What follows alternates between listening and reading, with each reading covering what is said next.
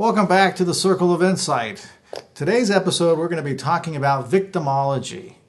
What victims and crime, how do crimes affect victims psychologically? Today we have with us a special guest, Vanessa Dixon. Thank you very much for joining us today. You're welcome, Carlos. She is an expert on victimology. We're going to learn all about her in about 1 second.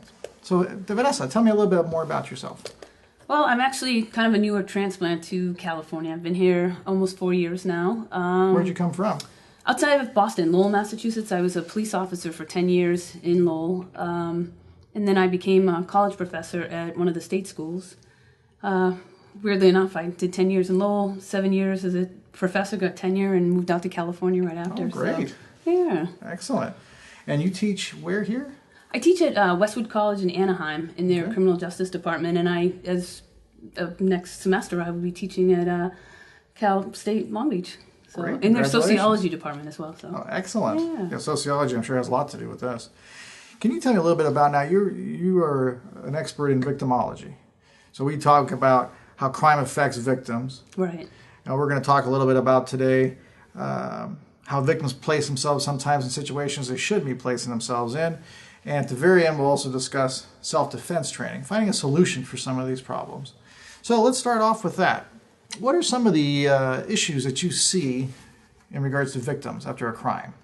I know it's kind of a broad subject. Right. And again, there's a variety of crimes and a variety of scenarios that go to how a victim has been, or the effects of what the crime has done to the victim. So whether it be, domestic violence, a sexual assault, it could be a stranger rape, date rape, it could be child abuse. So again, each crime has a little different history on how a victim would react, but so it could be anything from mental, emotional, physical, and one of the things that I don't think we spend enough time talking about is the financial aspect too. What do you mean by that? Well, more so if a victim has been assaulted or their car has been stolen, not being able to get to work, or maybe not even having health insurance to get some of the proper treatment that a victim may need.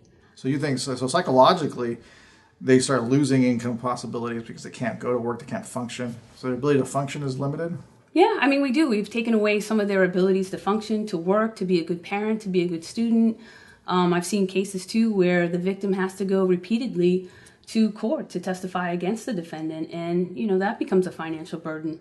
Yeah, it would be. Having to, whether it's finding daycare, whether it's finding, someone to cover their shift at work. I've had, victims that were younger that had missed so much school, and unfortunately the justice system can prolong a lot of cases. It's not something that happens overnight. So for a lot of times, and not only that, it's some of our victims get re-victimized by our criminal justice system as well. How so? You look at a victim who may have been a sexual assault victim, and not only are they telling the first person that they feel comfortable enough to tell, but they're reporting it to the police, and then they're reporting it to a rape counselor, and then a rape kit at the hospital, and the doctor and the nurses are going to ask questions. So they're reliving it over and over again. Right, and then the DA's office is going to prepare them, and then maybe an investigator from a police department is going to prepare them. Does that keep people away from telling people about a crime because of that? It does, and and unfortunately, a lot of victims feel like if I hadn't been there, had I not done that, I should have paid more attention. So it's recreating a lot of the issues that they may not have dealt with either. So, but again, having to testify and relive that story and that trauma over and over again is the unfortunate part of how our criminal justice system works. That would be terrible. And a lot of times we think about adults, but imagine being a small child. And I realize that we do handle child sexual assaults a bit differently in their favor, but at the end of the day, they still need to testify if this case goes to court. They still have to testify. Right. Actually, since we're on children right now, some of the hot topics in the last year, unfortunately, have been bullying. Right. And I know we discussed a little earlier about bullying. What do you see, some commonalities between the bullies and the people who are being bullied? For instance, what do you see as a commonality maybe in the family structure in regards to the bully? I've always said if you meet a bully, you need to meet its parents, his or her parents, because unfortunately when you put the two together, you can really see that the initial bullier is probably a parent at home. Whether it's berating your child or putting them down or making them feel, less than who and what they are. And a lot of times kids will go back to the school environment and really take it out on other children. So they repeat the same behaviors as their parents do. Absolutely. Wow. And in the reverse, too, you can have kids that are bullied at home that become that inevitable victim no matter where they go. They're always the kid that's getting their books dumped or something happening, so they become more victimized and more traumatized in the school setting as well. The one who's getting bullied. Like I said, it could go both ways. You could have a kid that's bullied at home that becomes an aggressor at the school, and then you could have a kid that's victimized at home that comes in and becomes that constant victim in a school environment. Interesting. And social media has just amplified the amount of abuse that one child can get being victimized. What can the police force do about it? And this has been a constant struggle. And I think about when I grew up, or maybe when you grew up, the bathroom wall seemed to be the place to go after somebody, and you'd write, nasty notes, and somebody else would come in and add to it, right? But a custodian or somebody could come in and clean that up at the end of the day. A kid gets online, and whether it's Facebook or Instagram or any of the social media venues that we have, that's hundreds and thousands of people. And it's in your face constantly, so... It doesn't go away. No, it's that imprint that's there forever. So really the type of victim that we've created, or the type of bully that we've created, is extremely different. The ones who are being bullied, have you seen any kind of patterns with them? Are their parents doing certain behaviors? Or are they neglecting them? I have no idea what they may be. I don't know if you've seen and I know we've had this discussion before, but sometimes when we start to peel back the layers, how much are parents paying attention to the lack of social environment that their kids are thriving in? Are they home? As soon as they get home, they're playing video games or constantly on their computer. Who is their best friend? Do they have a best friend? What's their social outlet? So again, I realize that times have changed, but, kids still need to have that interaction, whether it's being invited to a birthday party or heading, to the movies or whatever young kids do. I think some of the red flags that parents need to start paying attention to is, is there something socially going on with my son or daughter? Is there more that I need to pay attention to? And again, I don't mean that parents have blinders on when it comes to their children, but nobody wants to think that there's something bad happening to their child. That usually clouds their judgment quite a bit. Now let's do that. We got to write down some criteria here. First, you said there's patterns such as maybe becoming more antisocial. I know you mentioned, as we spoke earlier, food patterns. You see some food patterns there. What were those? No, and this is, we talked about a couple of different things, but on maybe the victim side, the kids, really stop eating, or their eating habits start to change. Style of dress starts to change. An outgoing kid becomes more of an introvert, afraid to be social with their friends. So there's a lot of red flags or patterns that may start changing, and unfortunately with teenage kids, there's so many hormonal and growth changes that, it's really kind of hard to track exactly what's going on, but to really kind of get the totality of the circumstances and look at, different factors. How much has your child changed from the age of 12, who's now a 15-year-old? Sounds like it's really elusive. It's really hard to try to pinpoint a certain criteria to be able to box these children in. It is. Because they come from different ethnicities, different social and economic status. So a lot of these factors play in. But I think, unfortunately, when we look at the massive shootings and kids that that are really highlighted in the news right now for horrible things that they've done, again, we start looking at where were they posting this information? Who knew about it that didn't report it? One of the things that I don't think we pay enough attention to or really kind of highlight is, if you see something, say something. And that's not just with kids. That goes with teachers, I don't care if you're the custodian or the school lunch lady.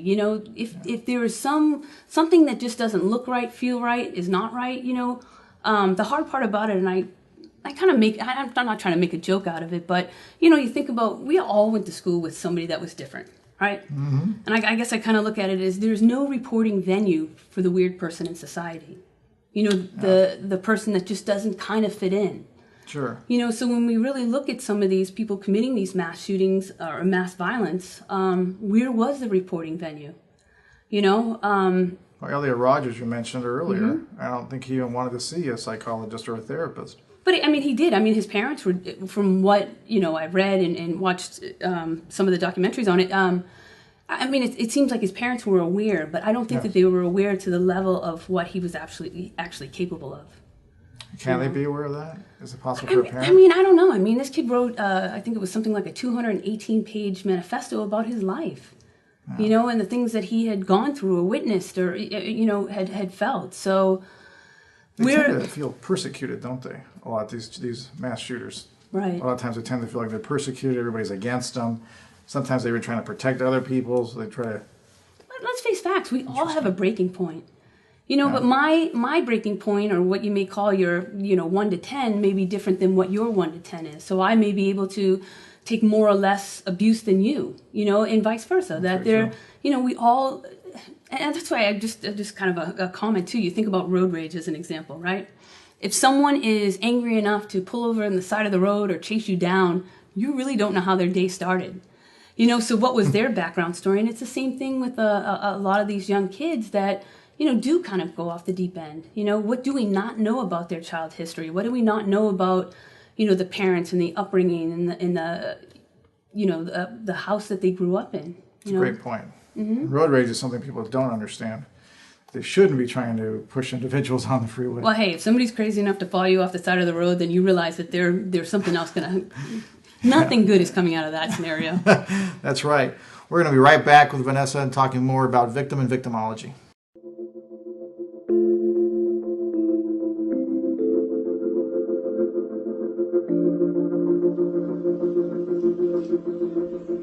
Hi, welcome to Adelante. This is Adelante Recovery, and my name is Yvette Kuglin, and I'm part of the staff. Adelante Recovery Center has helped people in dual diagnosis for 5 years. We accept most PPO insurances and provide luxury accommodations and 24-hour support. To speak with an admissions counselor, call 1-888-242-4450. A lot of time we don't even know what's wrong with us, and sometimes we need to get away to figure that out. So if you want to go for a little retreat out in Corona Del Mar, which is a confidential location, we're here to help. So we're only a phone call away. Thank you.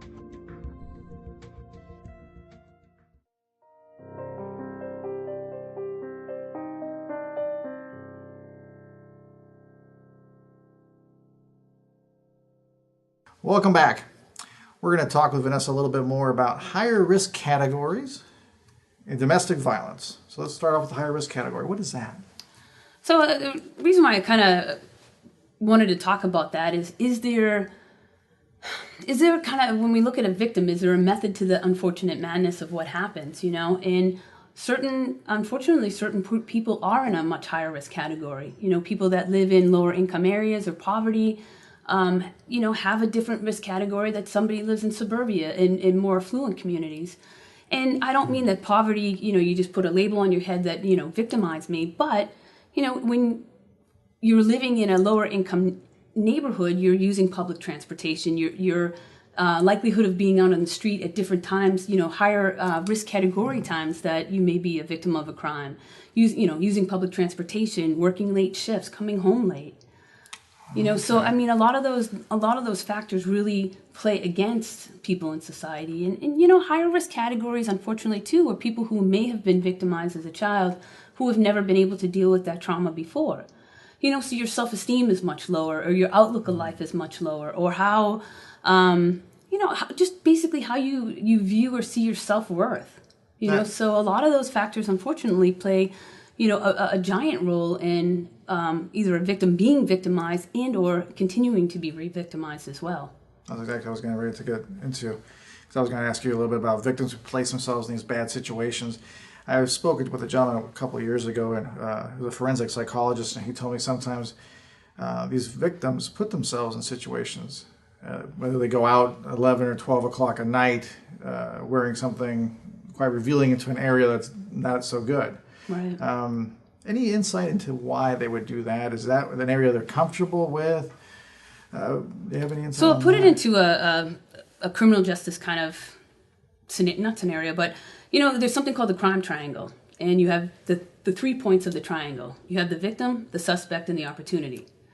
Now, the only two that you have control over is being a victim or not, and creating whatever opportunity there is.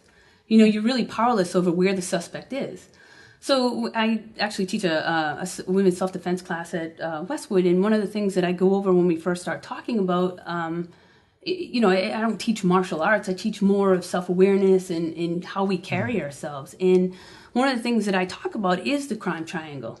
How do you take away being a victim, and how do you, less likely create that environment? How do you? So one of the things that I really kind of hammer home to a lot of the girls is that, you kind of fake it till you make it. We've all done silly things. We've all been teenagers. We've all put ourselves in, a bad situation. It's more so, okay, I'm in a bad situation, but what is my action plan right now? And that's really what I have them come away with, or hope that they come away with, that I left a party, I may have had too much to drink. What is my scenario? I don't need to walk home. Maybe I can, call a taxi instead. It's creating that, what I call like plan B. You have to have a different course of action when what you think originally should happen didn't happen the right way. But yes, it's talking about, how we dress and where we put ourselves, making sure that, whether it's a partner system or a buddy system, where kids are most vulnerable is, high school and college. That how many young people get victimized being in college because they're at that perfect immature age. They're smart enough to be in school, but not enough life experiences to know what's really out there. And as many times as a parent may, try to instill the safety, unless they've actually kind of walked the walk and been able to figure it out. I guess I look at it this way too. I think it's a different generation of how we're raising kids too.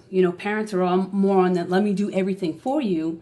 It really, now kids don't have the ability or lack the ability to say, what do I need to do for myself? That's a good point.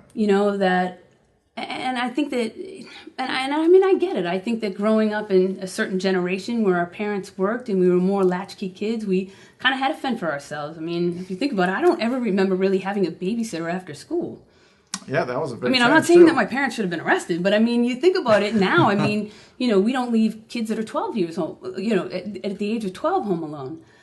So I think that the survival skills have become very different. So again, kind of getting back to the self-defense, it's more about self-awareness. When you go into a restaurant, where are your exits? Where are your entrance points? Where are your safety zones? When you park your car, whether it's, at the mall or the movie theater or going to meet your friends.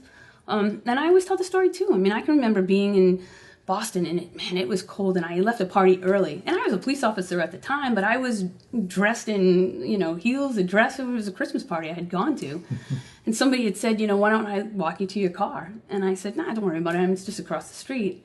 For whatever reason, I knew what floor I parked on, but I just, you're rushing and I didn't remember exactly where I was parking. And next thing I know, I look around and I was by myself. And it really kind of struck me that, I could tell, somebody all day long that I was a police officer, but I was dressed as a very vulnerable woman at that time, and again, even though I may have been trained differently, I still put myself out there as not making the best decision. And why didn't I say, no, you can walk me to my car. That sounds like a great idea. Thank you. So you think self-awareness is more important than the self-defense, or do you think they're both, in regards to martial arts or any kind of self-defense training, or do you think they need to both be there? I always recommend, whether it's some kind of physical exercise or really, learning how to protect yourself. But, a lot of times people say, well, I'll just carry a can of pepper spray in my purse. How's that work? Yeah, exactly. And when you think about it, especially with some of these giant handbags, the likelihood that you're going to be able to fish around there and think that you could, ward off a potential attack is pretty slim. And criminals are pretty adaptive, so they're probably kind of aware that the lady's going to have something in her purse. Well, most of the time, or are they that adaptive? I don't even sometimes think that the perpetrator thinks as much like that, but it's more the victim has a false sense of security, thinking that pepper spray is going to, save the day. And I always ask the girls in my class, or the women in my class, like, how often do you practice with your pepper spray? I've never practiced. And as a law enforcement officer, we had to get certified. Those are some of the things that you train in, So again, if you're not out there in the backyard, learning how to spray and things don't, it doesn't fly back in your face, and now you're more likely to be assaulted than you were in the beginning. So I teach more situational awareness. One of the other things that I learned too, and, obviously you you gain more knowledge, the more often you teach this, is how many people don't use their voice. Even some of your more outgoing, louder students that I may be working with, how many times when they get into that, when we do the simulated fighting, how many times that they never say help or get off me or any of those things, and I'll stop them and ask them, they're like, well, I was so caught up in the moment. You know, but not being able to use your voice is one of the biggest things as well. So, I mean, those are kind of some of the things that we go over. And one of the things that I realized, too, is that when we talk about being in a high-risk category, you know, and this is probably not the best terminology, I always tell, especially my students who are going into criminal justice, we have to clean up our own baggage. You know, if we have had things happen to us in the past, how do we get stronger? You know, how, and you know, for a lot of us, I give them the adage that you have to fake it till you make it. If you found yourself in a bad situation, you better, you know, put your shoulders up high, look straight ahead, you know, and look like you own wherever you're walking at this point. You know, not the fearful, like on my phone, you know, I'm so lost, because what makes you a higher target? So and that again, actually helps. The confidence actually will help you. So it is. There's a lot of confidence drills that we do. You know, like projecting your voice or being able to tell somebody, hey, back off, get away from me. You know, those are some of the important things as well. But even the confident walk can change the perpetrator's mindset. Right, exactly. Wow, I mean, do you want to go after somebody that looks like they can, you know, go toe-to-toe with you? Or do you want to rob you instead? Right, exactly. So we're going to touch a little bit about domestic violence. We have a few minutes left. Anything in domestic violence that you see, any kind of victimology patterns there? You know, unfortunately, if we don't, as a family, get help, it will repeat itself generation after generation. There really is such a historical way of looking at growing up in an abusive family and finding yourself in an abusive relationship afterwards. You know, I try to describe domestic violence almost as a comfort food, right? So I think about it this way: when I go back to like my mom's house, or think about things that feel good to me, right? It would be smells, it would be, you know, my room decorated a certain way, you know, things that are comfortable. And the same thing with domestic violence. If you grew up in a very abusive family, that kind of is your comfort level because that's what you've been exposed to. Interesting. You know, so how do you change the negative behaviors when that's pretty much what you've learned your whole entire life or have been exposed to? You know, and I always told my boss when I teach victimology that, especially on the domestic or the child sexual assault areas, that if I'm teaching a 2-hour block, I need, you know, an hour and 15 minutes of teaching and 45 minutes of debriefing because somebody or somebody's in my class has been traumatized by, you know, hearing what they heard and realizing that, you know, they've been a victim along the way, especially in the domestic violence. A lot of times we think, you know, with domestic violence that, you know, it's a physicalness. You know, someone gets, you know, slapped across the face or punched or, you know, an arm is broken, but it's more, it can be the abusive, emotional, the put downs, you know, those things have bigger scars or more of an impact. And I had a victim tell me years ago when I was a police officer, I had said something about her, you know, she had a black eye and scratches across her face, and her husband had broken her arm, and how, you know, I was very sorry that she had gone through that. And she looked at me and she said, you know, these things heal. My black eye will go away, the scratches will eventually, you know, dissipate, and my arm will be better. She said, what the scars that I can't heal are what's happened to me inside. That's true. And that really changed my outlook on, you know, how we, you know, view a victim. You know, a lot of times it's so easy for people to say, well, you know, just pack your bags and leave. You know, you don't deserve that. Your kids don't need to witness that. Well, where does the victim go? And unfortunately, if the victim, and I'm not just being, you know, female versus male, or, you know, it happens on both sides, you know, and in same-sex couples. And so, I mean, there's a lot of variations, but, you know, people don't realize that if we don't clean up a lot of our early trauma, we will repeat those same mistakes in our adulthood. You know, so it's almost like we've never learned to have that protective layer on how to take care of ourselves either, which is always a concern as well. That's a tough thing. Yeah, it is. And you know, in adulthood, you see a different type of trauma when an adult has not taken care of their issues or their emotional baggage. And I happen to be teaching a probation class, and one of the classes I was teaching is kids that witness violence, you know, and realizing that a lot of us get into this profession because of things that we've grown up with as well. So where do we take care of our own baggage to be stronger at our profession? That happens a lot, too, with therapy. I want to thank you so much again, Vanessa, You're very welcome. for coming on to the show. We hope to have you again. We wanted to talk a little bit more about stalking and some other crimes. Unfortunately, we don't have time. But thank you again for coming. We thank you very much for joining us at the Circle of Insight, where we are dedicated to provide you insight that you deserve. And I would advise all those of you who have suffered any kind of crime and have not seen a therapist, that's one of the purposes of Therapy Cable, is to break the stigma of therapy. So we encourage you to see somebody if you do need the help. Thank you.